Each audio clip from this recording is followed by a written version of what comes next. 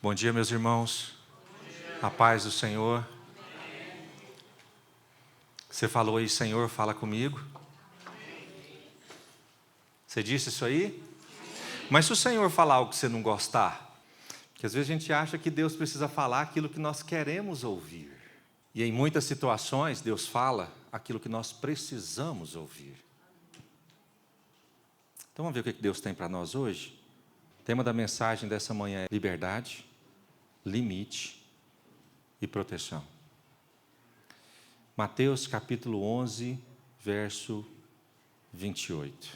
Vamos lá, 1, 2, 3 e... Vinde a mim, todos os que estáis cansados e sobrecarregados, e eu vos aliviarei. Tomai sobre vós o meu jugo, e aprendei de mim, porque sou manso e humilde de coração, e achareis descanso para a vossa alma, porque o meu jugo é suave e o meu fardo é leve.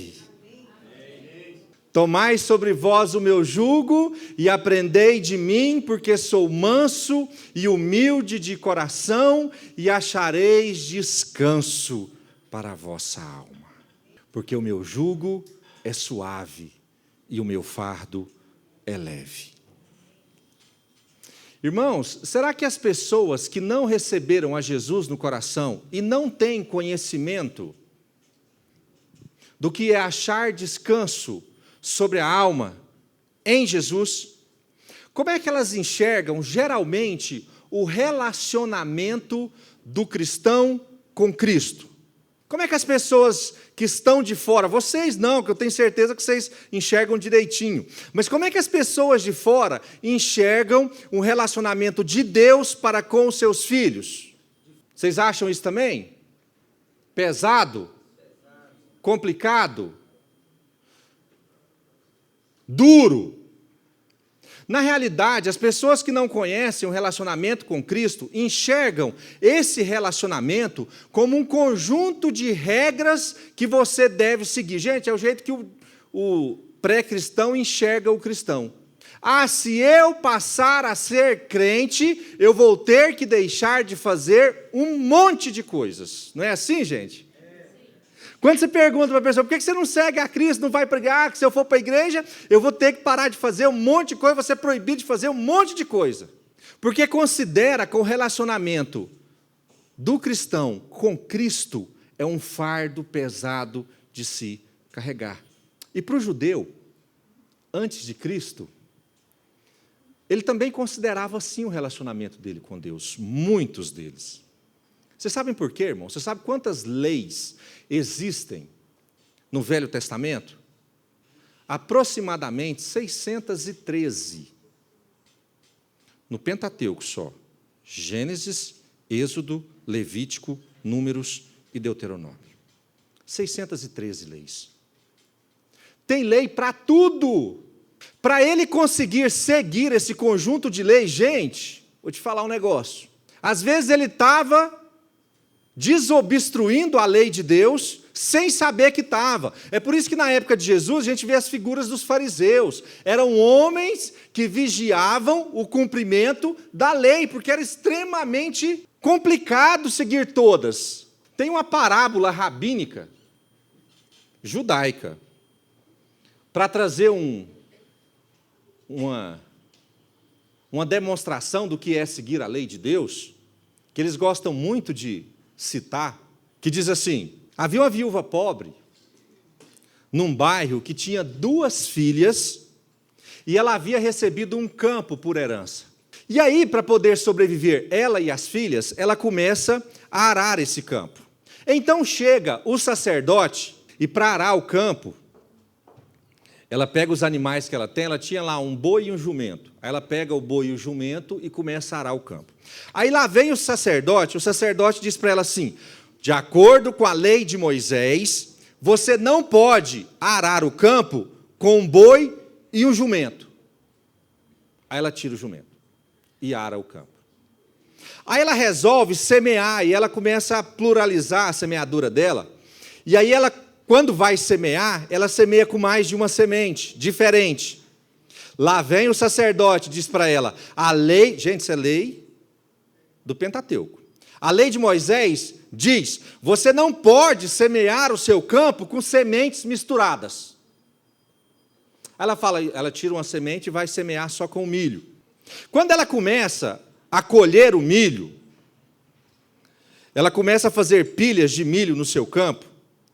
Aí vem o sacerdote e diz assim, a lei mosaica ordena, se você ceifar a sua colheita no campo e se esquecer de um molho, de um montinho no campo, você não poderá voltar atrás para pegá-lo. E ela tinha esquecido uns e ficou lá. Aí ela começou a debulhar os milhos. Você sabe o que é debulhar? Porque quando eu falo debulhar, eu mesmo não sabia o que era, mas na hora que eu lembrei que é debulhar, aí eu sei. Ela começou a debulhar os milhos, e aí vem o sacerdote e fala assim, dê a oferta alçada, o primeiro e o segundo dízimo, conforme determina a lei de Moisés. Aí ela vai e entrega tudo para o sacerdote, oferta alçada. Só que aí ela apela, ela fala assim, não vou mexer mais com plantação, tem lei demais para isso. Sabe o que eu vou fazer? Vou comprar ovelha. Ela vende o campo e compra 2 ovelhas. Quero ver se esse sacerdote agora vai me incomodar aqui.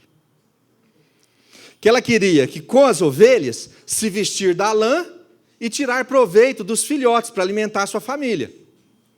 Quando as ovelhas deram à luz, adivinha quem chegou perto dela?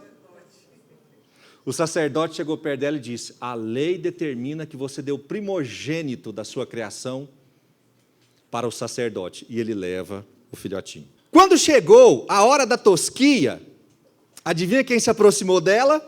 A lei manda que as primícias da lã das ovelhas seja dada ao sacerdote. O que o sacerdote faz? Aí ela deu. Aí ela vendo que não tinha jeito dela enfrentar a situação, você sabe o que ela falou? Eu vou matar essas ovelhas, vou fazer um churrasco. Aí ela vai e mata as 2 ovelhas.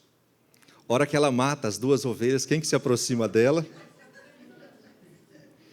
O sacerdote diz a ela, a lei determina que o ombro, as 2 bochechas e o estômago sejam dados ao sacerdote. Aí ela fala, ela apela e fala assim, eu não vou comer a carne, eu vou consagrar ao Senhor. Aí o sacerdote diz, conforme determina a lei, toda a carne que for consagrada ao Senhor, conforme está escrito em Números 18, verso 14, todo animal consagrado deve ser entregue ao Senhor. Então me entrega as ovelhas todas. E ele leva a carne toda embora. Para os judeus, as demandas da lei se tornaram um fardo difícil de ser carregado, um jugo difícil de ser suportado. Eram leis que tratavam de cada relação de sua vida diária. Era um emaranhado tão grande de situações que era quase impossível que todas fossem cumpridas. Nesse contexto, chega Jesus. E Jesus vem com a afirmação de que o seu jugo é suave e o seu fardo é leve. A expressão jugo suave, ela tem uma característica interessante, porque o termo grego para dizer o meu jugo é suave, diz respeito a um termo utilizado na carpintaria. Você sabe como é que é o jugo? Gente, o que é um jugo? Vocês sabem o que é um jugo? Vocês lembram o que é o jugo?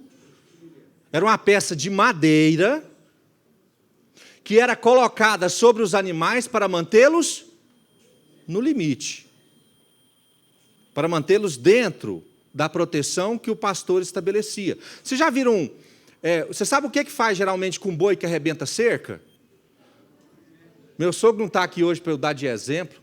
Bota-se a canga, porque ele vai ter mais dificuldade de arrebentar a cerca. A canga, gente, aquele negócio, aquela furquinha no pescoço do boi, aquilo lá se chama jugo. Naquela época, era uma peça que geralmente era criada por um carpinteiro. O termo, o meu jugo é leve, no grego, quer dizer, o meu jugo se encaixa bem. Na King James, o meu jugo, para os ingleses aí, fits well. Você sabe o que é fit? Veste. Ele se encaixa. Era um termo, geralmente, que seria usado por um carpinteiro. William Barclay fala que, cara, que é só uma pressuposição, que bem provavelmente, se você fosse em Nazaré, no ano 27, 26, e você encontrasse uma marcenaria, talvez a propaganda da marcenaria fosse esse: o meu jugo se encaixa bem. Compre comigo.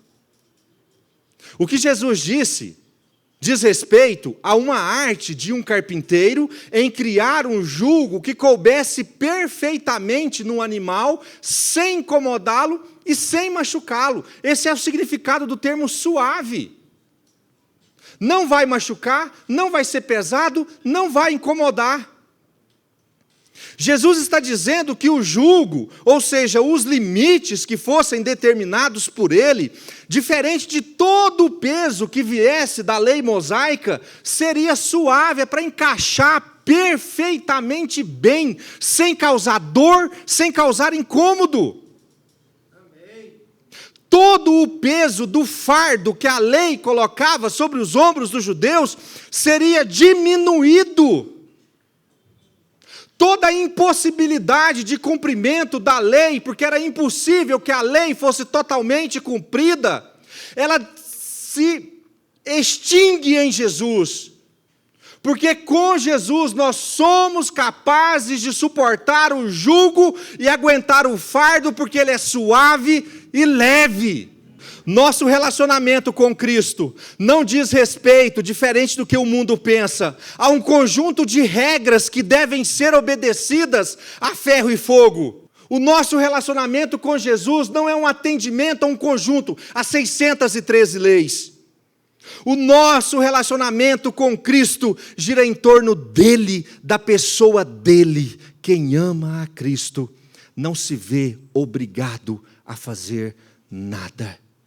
Quem o ama, naturalmente, abandona aquilo que pode comprometer o relacionamento com ele, porque tudo é dele, tudo é por ele e tudo é para ele.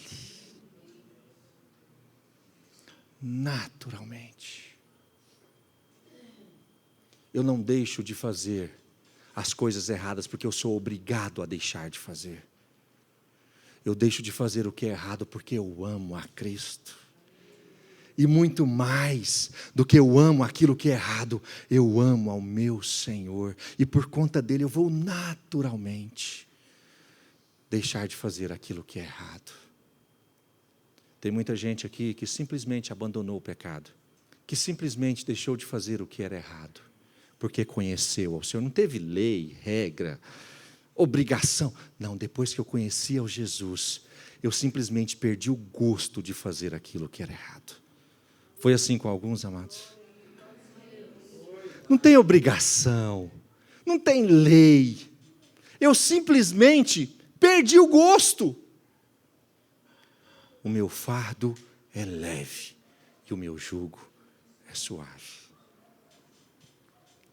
Mas só que a gente precisa também reconhecer que quando Jesus diz isso, ele não diz que o jugo e o fardo acabariam. Eu vim para que a lei seja extinguida por completo, ou extinguida por completo. Eu vim para que vocês não precisam mais obedecer à lei. Gente, ele extinguiu a lei. Ele falou que não mais existiria. O fardo existe ou não? O jugo existe ou não? Agora ele é leve e agora ele é suave. Agora ele é possível, antes ele era impossível. Mas ele continua existindo. Os limites continuam válidos e eles continuam muito necessários. Só que não se trata de regras que nos penalizam pelo erro, mas de princípios que nos trazem proteção. Vamos estudar isso bem? Vamos abrir em Gênesis, antes do pecado entrar no mundo, antes da lei ser necessária. Gênesis capítulo 2.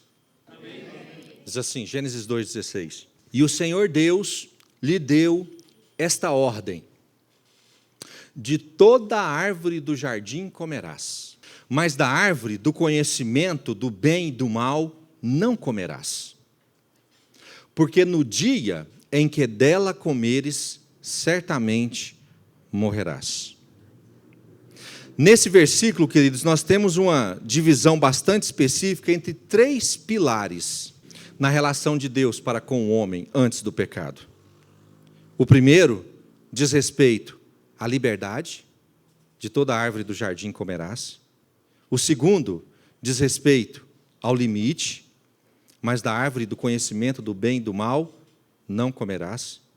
E o terceiro diz respeito à proteção, porque no dia em que dela comeres, certamente.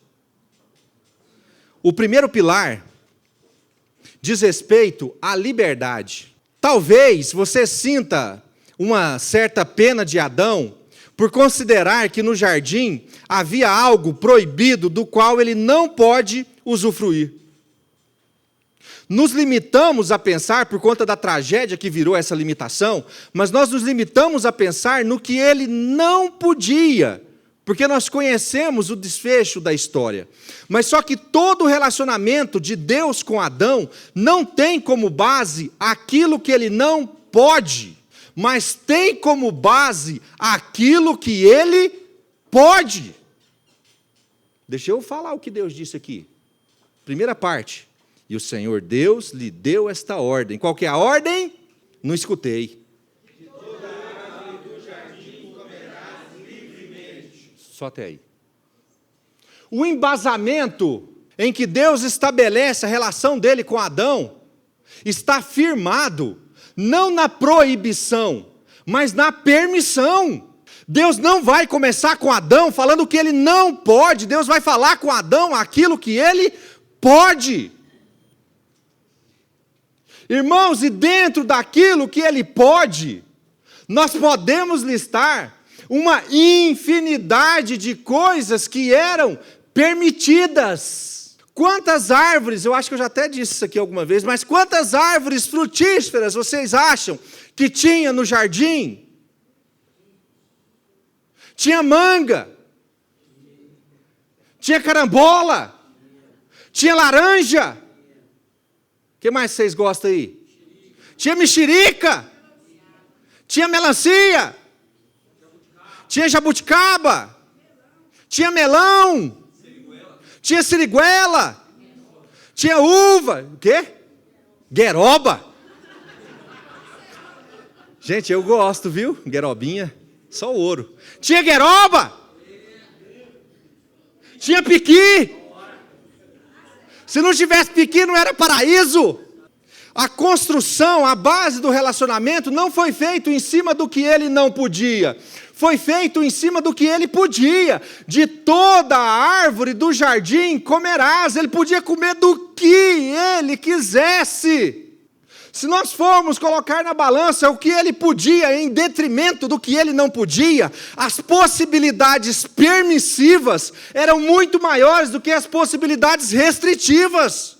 Por isso, nós não podemos construir o nosso relacionamento com Deus baseado naquilo que nós não podemos. O crente pode fazer muita coisa. Tem gente que quando entra na igreja parece que bota uma algema nele. Ai, agora eu não posso fazer mais nada. Ai, eu não posso fazer mais nada. Ai, se eu não posso, se eu não posso. Irmão, para de ficar vislumbrando aquilo que você não pode e começa a aproveitar aquilo que você pode. Para de ficar sofrendo por aquilo que você não pode e começa a se alegrar por fazer aquilo que você pode. Construa o seu relacionamento com Deus na permissividade. Nós não fomos chamados para restrição, nós fomos chamados para liberdade. A construção é a liberdade. De toda a árvore do jardim poderás comer. Será que a nossa vida cristã consiste numa vida de sofrimento, onde temos um conjunto de coisas das quais não podemos fazer ou não podemos experimentar? Será que Jesus enganou quando falou que o jugo dele era suave? Será que o nosso relacionamento com Deus é um conjunto de não pode, não pode, não pode, não pode, não pode? Nós temos, como servos de Deus, uma gama infindável de coisas, da quais nós somos participantes e que Deus nos deu plena liberdade de exercício. Precisamos focar e nos contentar com aquilo que Deus nos deu, porque é muito maior o que pode em detrimento do que não pode. Deus não te chamou para viver uma vida de sofrimento, debaixo de um conjunto de regras religiosas do é proibido fazer. Deus te chamou para liberdade naquilo que lhe é permitido. É tempo de retirarmos o olhar e o foco daquilo que nós não podemos e ampliar a nossa visão naquilo que nós podemos. Vou falar de novo. É tempo de retirarmos o nosso olhar e o nosso foco daquilo que nós não podemos e ampliar a nossa visão naquilo que nós podemos. É tempo de ter maior alegria naquilo que se pode do que descontentamento por aquilo que não se pode.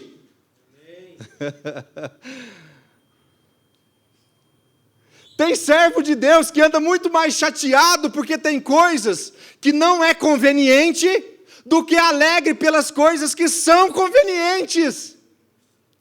Precisamos aprender a parar de olhar a árvore proibida e reclamar que você não pode comer dela, ao invés de aproveitar da árvore permitida.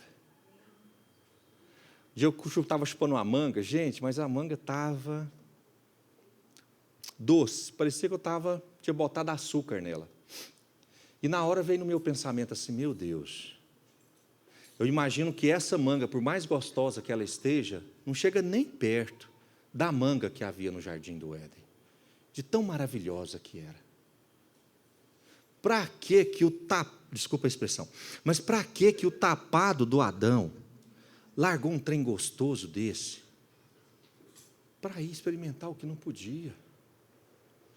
Por que ele não focou? Gente, ele podia ter feito um piquezinho afogado no açafrão. Vocês já comeram piqui afogado no açafrão?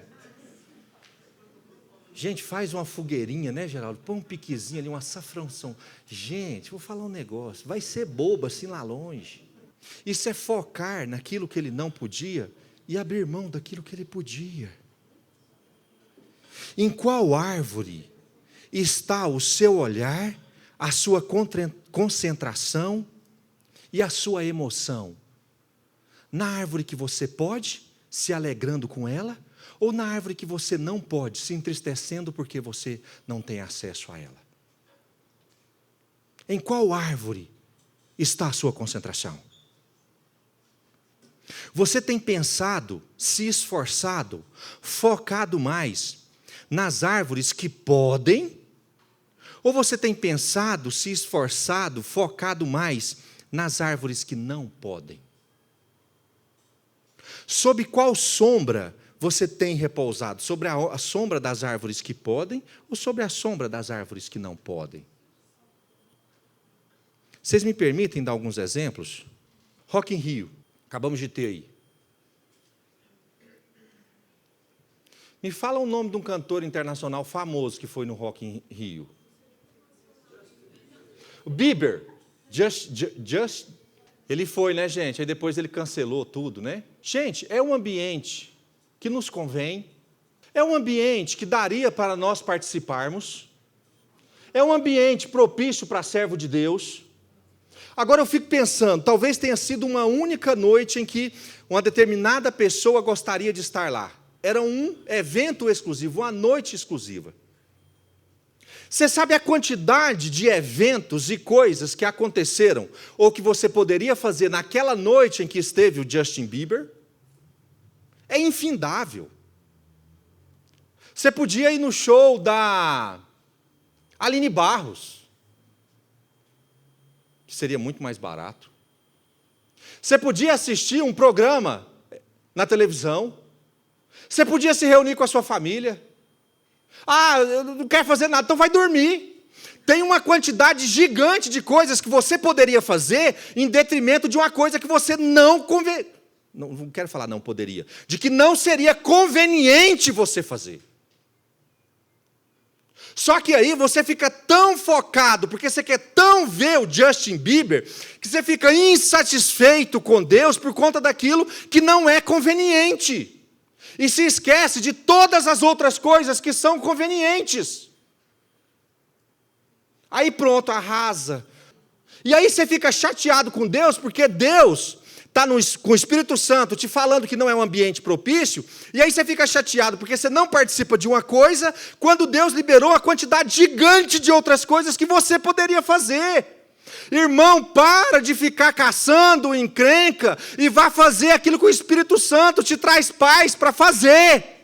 Tem possibilidades infinitas para você ficar chateado e irritado em detrimento de uma que não é conveniente. Nós falamos aqui na semana passada sobre a voz de comando, vocês lembram? Vocês sabem quantas palavras tem na língua portuguesa? Aproximadamente 600 mil. Aproximadamente, que eu acho que esse número ainda deve ser maior, porque toda hora nós inventamos um trem novo. Se ele for o dialeto goiano, por exemplo, eu acredito que nós vai pular de 600 para 800. Porque tem coisa que só nós fala. Mais ou menos 600 mil. Quer dizer que nós temos infinitas possibilidades de palavras que podem sair da nossa boca. Infinitas possibilidades. Se eu quero falar paralelepípedo, eu falo. Se eu quero falar inconstitucionalissimamente, eu falo. Se eu quiser falar Flamengo, não deveria, mas falo. Se eu quiser falar otorrinolaringologista, eu falo. Tem infinitas possibilidades de palavras que lhes são permitidas. Só que tem uma gama, eu imagino, gente, que se a gente for pegar os palavrões que existem na língua portuguesa, vocês acham que é quanto?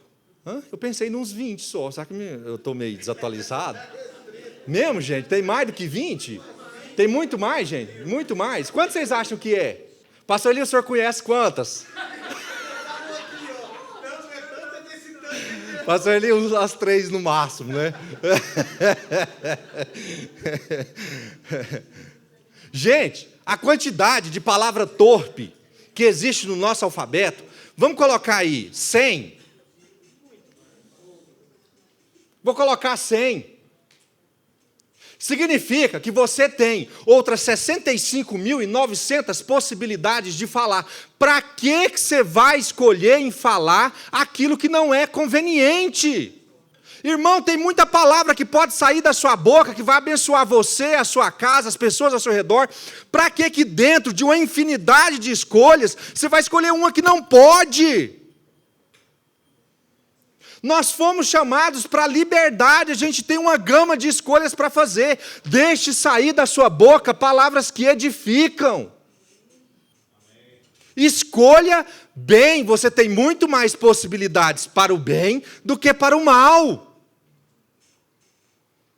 Você chega numa pessoa para conversar, você chega no seu vizinho. Gente, você pode falar de tanta coisa, mas de tanta coisa. Você pode falar da inflação, você pode falar de política, você pode falar de futebol, você pode falar de quê mais? Você pode falar de receita, você pode falar do calor, você pode falar do vizinho. Não, do vizinho não. Essa aí é. Você pode falar da planta, você pode... Aí você chega perto da pessoa, dentro de uma infinidade de coisas que você vai falar, você escolhe falar mal do outro. Gente, aquilo que a gente pode fazer é infinitamente maior do que aquilo que a gente não deve. Faça as suas escolhas dentro da liberdade. Para de ficar à sombra da árvore que não pode. Escolha as suas palavras. Assistir coisa indevida. Você vai abrir seu computador, você tem lá uma quantidade gigante de coisas que os seus olhos podem ver. Irmãos, tem uma quantidade gigante de coisas boas que edificam a sua alma. Para que você vai escolher coisa que te destrói? Para que você vai escolher os seus olhos, deixar os seus olhos participarem daquilo que não convém? Escolha coisa que vai edificar. Irmãos, tem gente que segue na rede social, você tem lá uma infinidade de pessoas para seguir que vão edificar o seu coração. Gente que tem testemunho, gente que falam palavras que edificam, que postam coisas boas. Gente, você tem uma quantidade gigante. E aí você opta por ignorar aquilo que te edifica e vai seguir aquilo que não te edifica. O Instagram não segue sozinho, irmão. Não é um evento do diabo. O trem é do diabo, fica seguindo o que eu não quero. É você que escolhe a quem seguir. Escolham dentro das possibilidades que vão te edificar. E eu posso citar uma gama de coisas em que a nossa liberdade para escolher o bem é muito maior do que as possibilidades de escolher o mal. A base do relacionamento de Deus com Adão não era na restrição, era na liberdade. Você sabe o que nós precisamos aprender? A fazer escolhas melhores. A primeira coisa que Deus diz: de toda árvore do jardim comerás. Gente, era árvore que não acabava mais. É liberdade. Aqui você pode comer de tudo. De toda. A base é a liberdade. Nós fomos chamados para a liberdade. Deus chamou o crente para a liberdade. O nosso relacionamento com Deus não está restrito a um conjunto de coisas que nós não podemos fazer.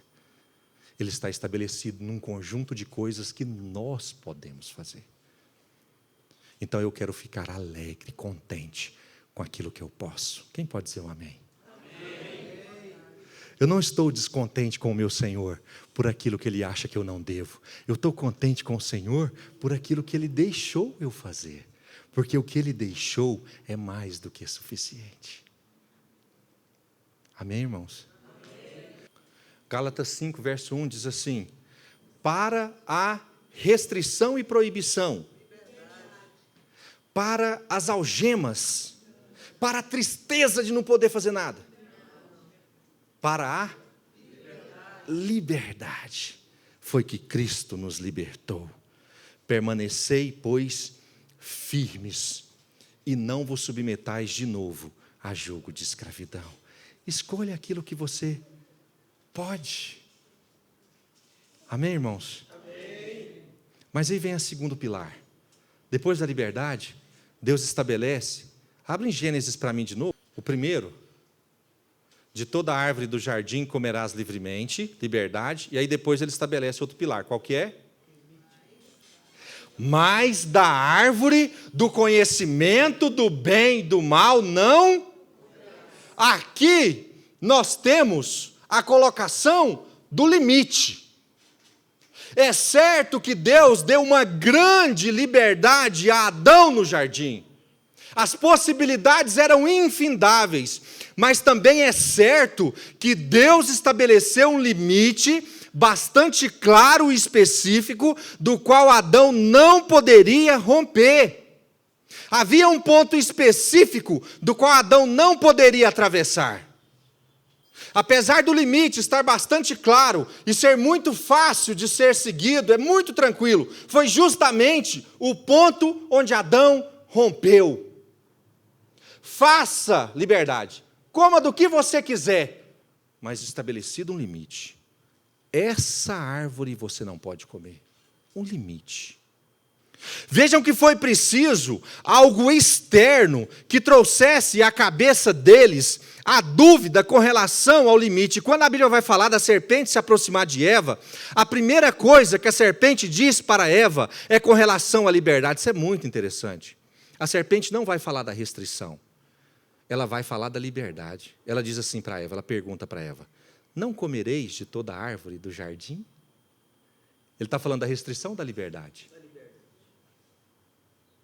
A serpente chega e diz: não comereis de toda árvore do jardim? A pergunta da serpente diz respeito à liberdade deles. Mas só que ela desconsidera completamente o limite que foi estabelecido. Irmãos, o diabo gosta de trabalhar não com as restrições. O diabo gosta de trabalhar com as nossas liberdades. O problema é que ele desconsidera os limites que foram estabelecidos. Para o diabo, os limites não existem e você pode rompê-los quando bem entender. O convencimento do diabo é baseado à liberdade total, sem qualquer limite. Você tem liberdade para fazer o que bem entender. O seu corpo é seu. E o sexo, a intimidade sexual é maravilhosa. Faz à vontade. Ei! Os seus olhos podem ver qualquer coisa, tem coisa para ver demais nesse mundo. Vê à vontade. Se você está com vontade de ver, vê. Dinheiro foi dado para gastar. Você trabalha tanto, gasta à vontade. As palavras foram inventadas para se falar, porque senão nós era tudo mudo. Então, fala à vontade. O que estiver no celular, vai falando. Descarrega. Seja sincero, fala à vontade.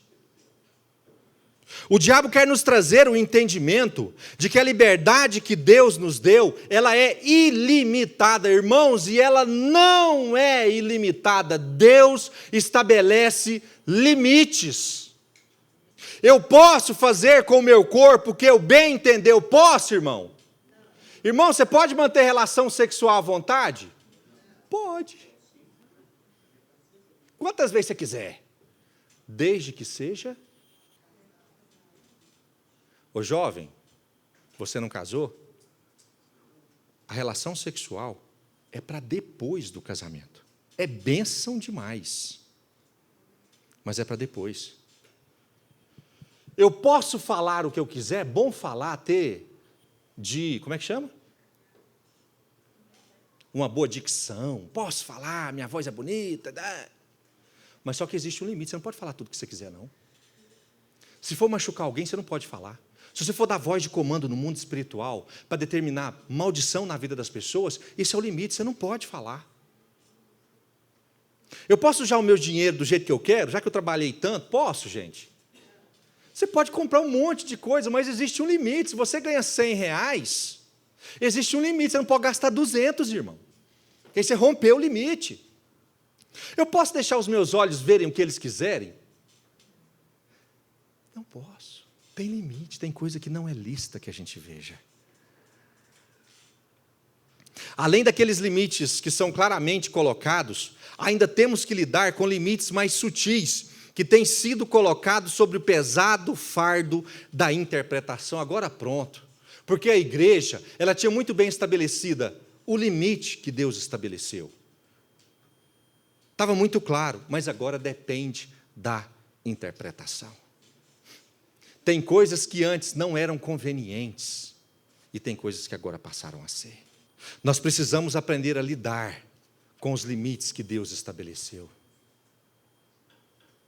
Irmão, nós temos plena liberdade de fazer uma gama infinita de coisas, mas Deus estabelece limites.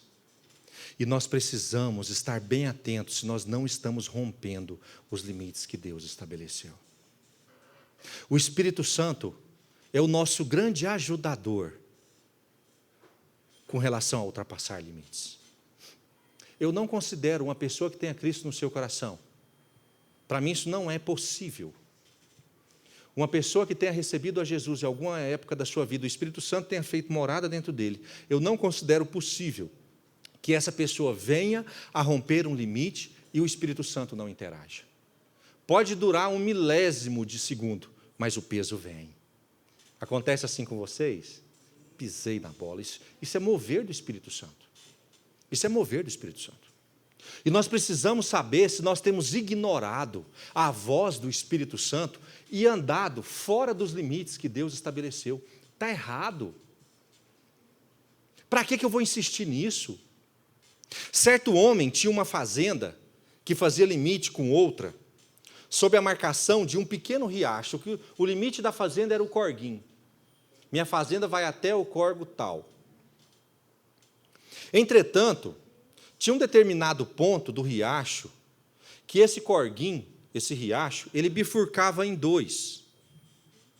E lá na frente ele juntava de novo, formando ali uma espécie de uma ilha.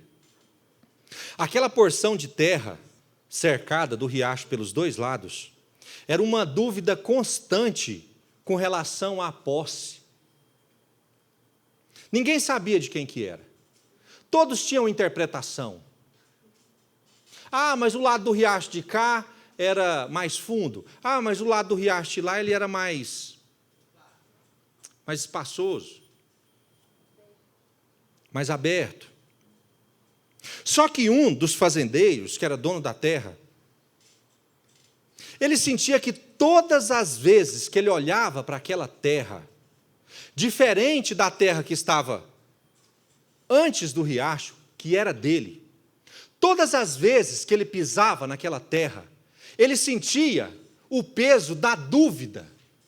Será que essa terra realmente é minha? Quando ele pisava na terra que era efetivamente dele, ele não sentia o peso dessa dúvida.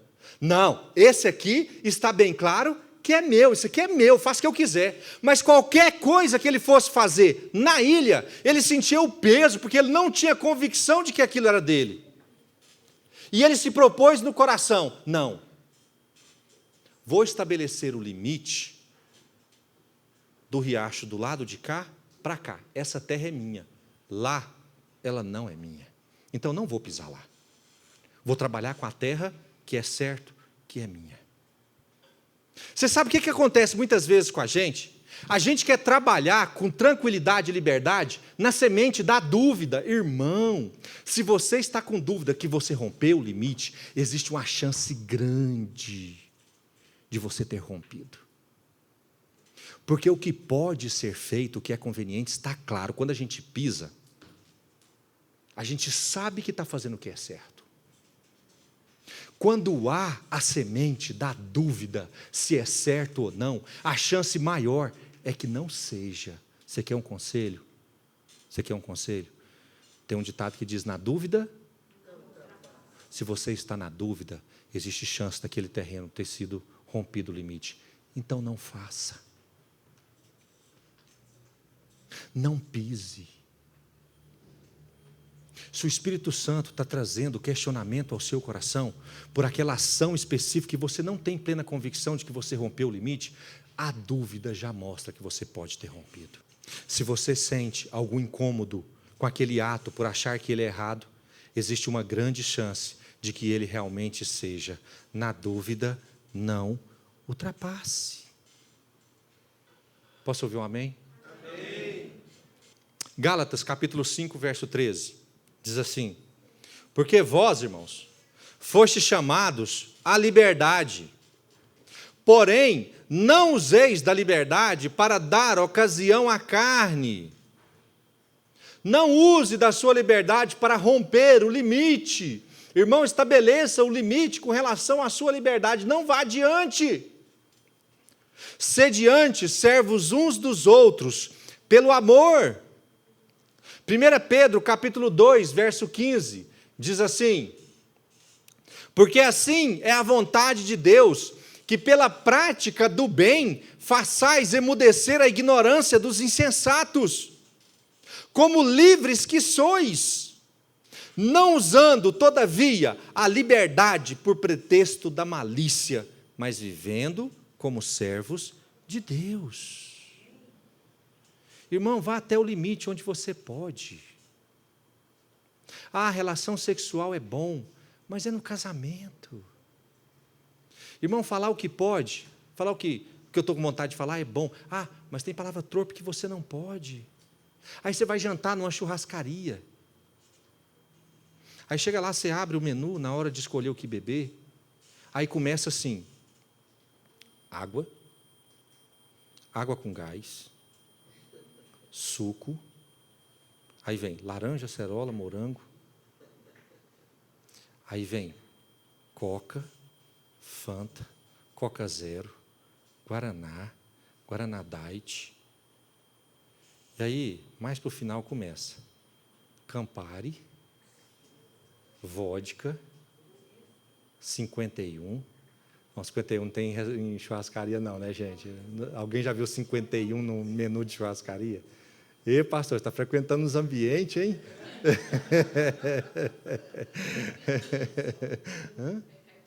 Caipirinha. Isso, caipirinha, aí uísque, aí...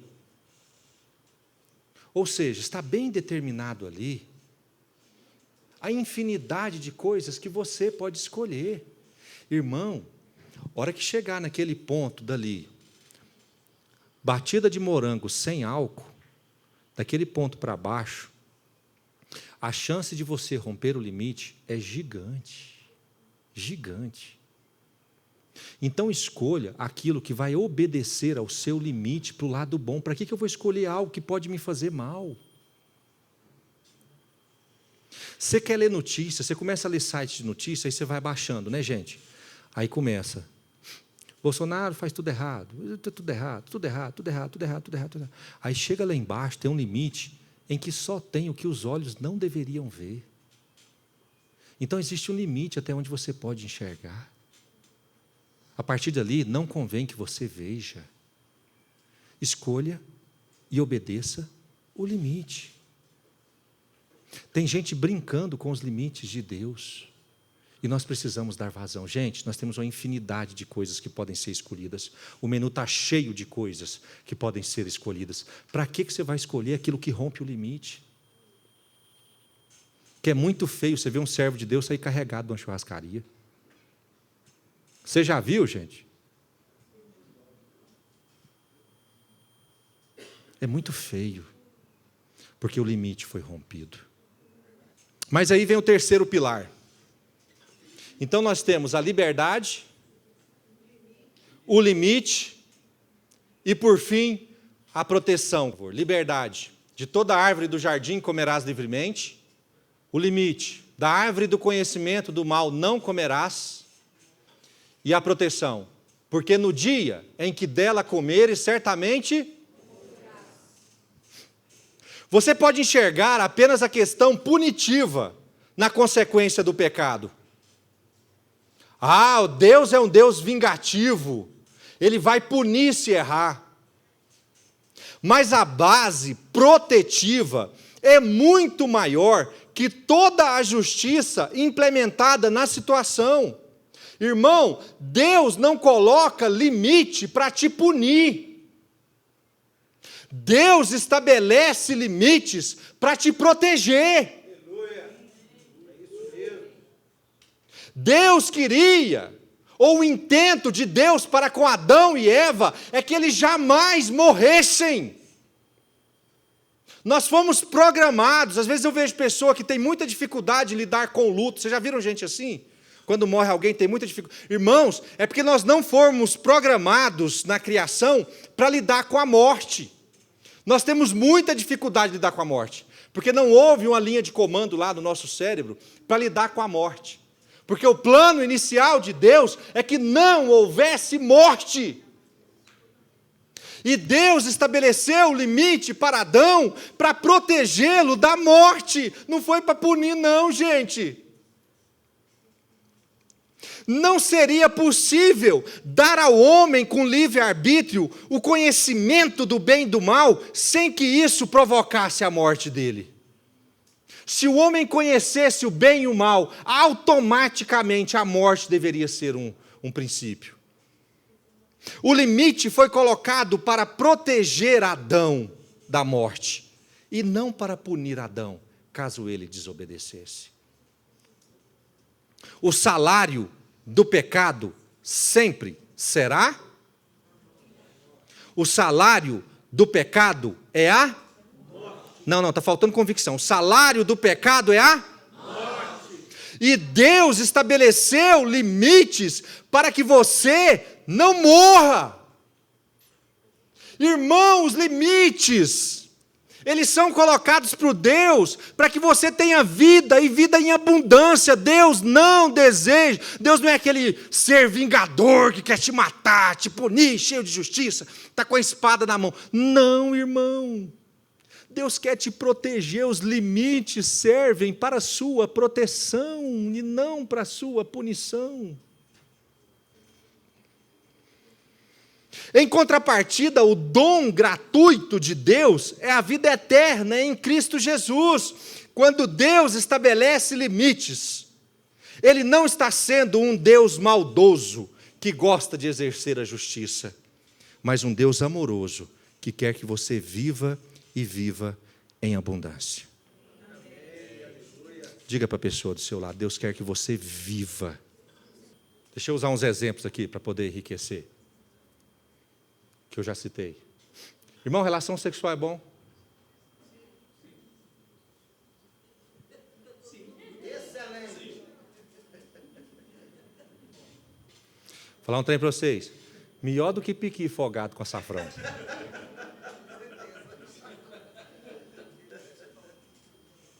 Mas só que Deus colocou um limite. Qual que é o limite? Qual que é a cerca? Qual que é a cerca? Dentro do matrimônio. Ah, Deus fez isso porque Ele é maldoso. Deus fez isso para quê? Para proteger os filhos. De outra forma, vossos filhos seriam malditos.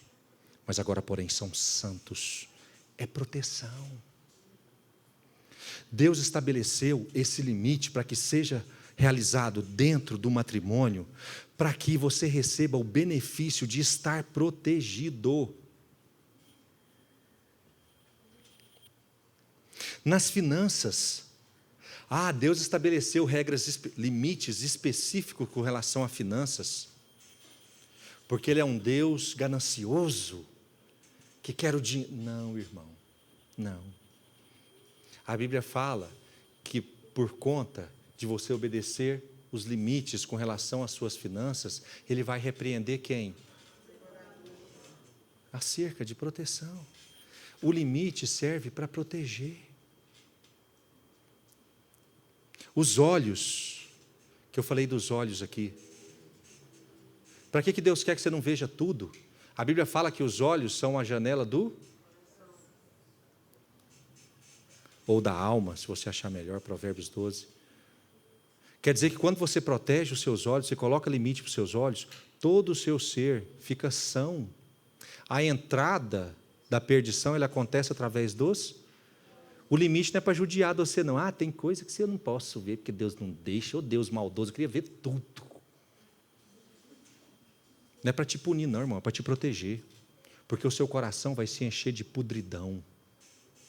Podridão. A língua. Por que Deus não deixa que eu fale tudo que eu quiser? Vem na minha cabeça, eu quero falar. Porque nós vimos na semana passada que a sua língua tem voz de comando. Você abre e fecha no mundo espiritual. Tem coisas que você não deve falar, porque aquilo gera consequências. Você abre porta e fecha porta com o poder da língua. Irmão, não é para te punir, é para te proteger. Os limites foram estabelecidos para proteção. Costumamos a sentir alto grau de sofrimento por ter que abrir mão de certas coisas que nos levam a romper. Mas eu queria ir tanto no Rock in Rio. Mas eu queria ir tanto em fazer determinada coisa. Mas eu queria ir tanto. Irmãos, Deus estabeleceu o limite, te colocou dentro da cerca, porque Ele quer te proteger. Não rompa o limite, porque é para te proteger. Para muitos, permanecer dentro da cerca é quase um sofrimento. Precisamos muito aprender não apenas a considerar os limites importantes, mas precisamos aprender a ter alegria nos limites, porque eles são instrumentos de proteção nas nossas vidas. Irmão, glorifique ao Senhor pelos limites que Ele estabeleceu, porque eles servem para te proteger. Para de reclamar por aquilo que você não pode fazer, porque Deus estabeleceu esse limite para te proteger. Para de reclamar que você não pode comer da árvore do conhecimento do bem e do mal, que Deus estabeleceu esse limite para que você possa viver. Proteção. Certa vez um jovem havia comprado um carro, e era um carro mais antigo, daqueles que vai até 160, vocês lembram do velocímetro que só ia até 160? Qual carro que tinha velocímetro até 160? Fuscão. E chegava a 160, tranquilo, sem esforço. E esse jovem havia ganhado um carro novo, e ele queria porque queria. A expressão é dar KM no carro. O que é dar KM no carro? Quando o ponteirinho do velocímetro chega lá no finalzinho, você vai ver, que você foi embora, hoje você vai olhar lá, tem KM no seu limite máximo do seu velocímetro. E esse jovem queria porque queria dar KM no carro dele. E aí, gente, tinha um lugar lá que era perfeito, era um decidão, porque Fusca tem que ser uma baixada bem boa para você dar KM nele, sabe? E tem que estar ventando no dia na direção do... E tinha um lugar bem bom lá, para ele descer e dar KM no carro dele.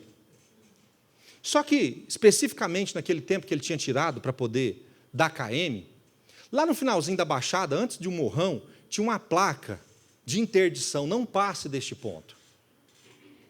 Aí eu olhava assim a descidona, falava assim no final da descida, antes de subir, falava assim, não, eu acho que com essa descida aí eu consigo dar KM nesse carro. E ele... 120, lembra do Fusca quando está berrando mesmo? Parece que vai explodir tudo. 120, 130, a hora que estava para chegar no KM, ele tinha que frear, porque estava encostando na placa. Tentou uma vez, tentou duas. Uma hora que ele cantou o pneu lá em cima, sabe quando você canta o pneu, você sai do lugar? Estourar a embreagem do Fusca, estourar a bobina. Tentou, chegava perto, chegava em 140, 150, mas não dava KM. Aí falou assim, rapaz, se eu tirar essa placa, porque está faltando pouquinha coisa. Rapaz, se eu tirar essa placa, esse Fusca vai voar. Porque está faltando só aquele pedacinho que não deixa eu chegar lá no final para eu dar o KM. Aí ele foi lá, tirou a placa. Subiu lá no... Vocês estão entendendo a história, né? Subiu lá no final, lá veio um Fusca. Chegou no final, 150. Onde estava a placa, 160 km. A hora que ele subiu no KM, gritando dentro do carro, ihu, consegui. A hora que chegou no final da subida, que era para ele continuar a descida, não tinha ponte. Eles tinham tirado a ponte tinha caído. A placa estava lá para não passar daquele ponto, porque se passasse daquele ponto, tinha a chance de cair. Gente, o Fusca voou para a glória.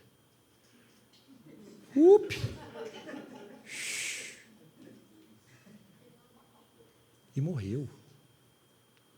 Aquela placa estava ali não para atrapalhá-lo no seu intento. Aquela placa estava ali para protegê-lo de um acidente. Irmãos, Deus vai estabelecer limites na nossa vida, pontos dos quais nós não podemos ultrapassar, porque se nós ultrapassarmos aquele ponto, nós podemos voar para a glória. É morte. Irmão, obedeça os limites, Ele está lá para te proteger. Tem gente que está achando ruim determinadas placas, tem gente que está achando desconfortável, desse ponto você não pode passar. Está indo lá e simplesmente fazendo o quê? Eu quero a liberdade, Deus me chamou para a liberdade. Esquece todo 1,5 km que tem para trás e precisa daqueles 100 metros depois da placa. Irmão, você não precisa, aproveita o 1,5 km em detrimento dos 100 metros. Não ultrapasse os limites. Eles estão lá para te proteger. Eles estão lá para guardar a sua vida. Eles estão lá para trazer vida em abundância. Eles estão lá para te abençoar. São instrumentos de proteção. Agora, você sabe como é que as pessoas enxergam?